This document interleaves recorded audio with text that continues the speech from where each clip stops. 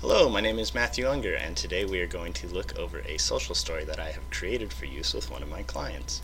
This specific social story is titled When I Feel Angry, and it is about recognizing when we're getting angry, how we can cope with that, and why it is important that we do so.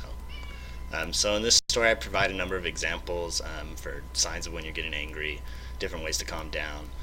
This isn't going to reflect everyone's experiences because the story is written it's been individualized for use with this specific client, so these are things that I notice when she's getting angry and things that we've discovered help her calm down.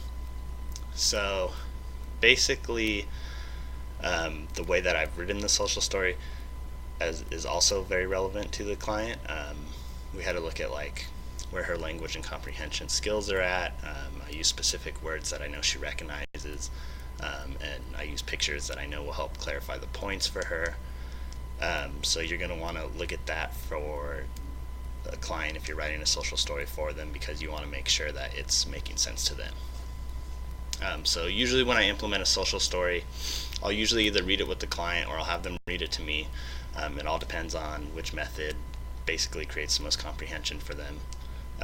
As the client becomes more familiar with the story, that's when I'll start asking them more questions that kind of gauge how much they're understanding it, and kind of tie it back into real life situations where they would use this. If I'm working with them and the behavior begins to occur during the session, then I make sure I'm always referencing the story in ways that they can work through it. So that way I'm also using these real life situations to again tie it back to the social story. And I do this because I want the client to not only learn these skills but understand when they can apply them to be most useful for them. So for this reading, I'm basically just going to be going over how we would introduce a social story for the first time. So I would be sitting with the client at a table, at the couch, in their room, wherever they're most comfortable. And depending on, I'd either let them hold it, sometimes I hold the social story. It all just kind of depends on the kid and how they interact with you.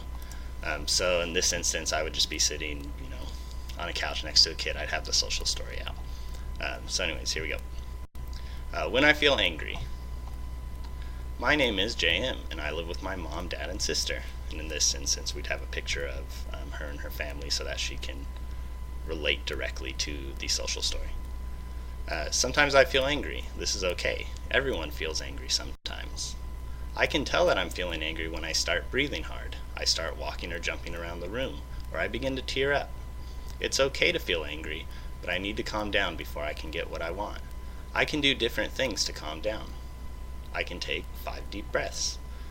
And in these instances, when we're talking about different things we can do, we usually practice them while we're doing it. I can squeeze my hands or ask mom to wrap me in a blanket. I can pull apart Velcro. I can squeeze a pillow or ball. I can ask for a break. All of these things can help me calm down when I feel angry. If I am calm, I will be able to explain what I want. This will make me happy. It will also make my mom, dad, and sister happy if I could learn to calm down. So of course this is a pretty basic social story. Even the words I'm using are very basic, easy to understand for this client. And that's kind of just the gist of it. And as you go over this and you start tying it into these situations, hopefully they will begin to independently engage in these types of coping behaviors. So, thanks for watching.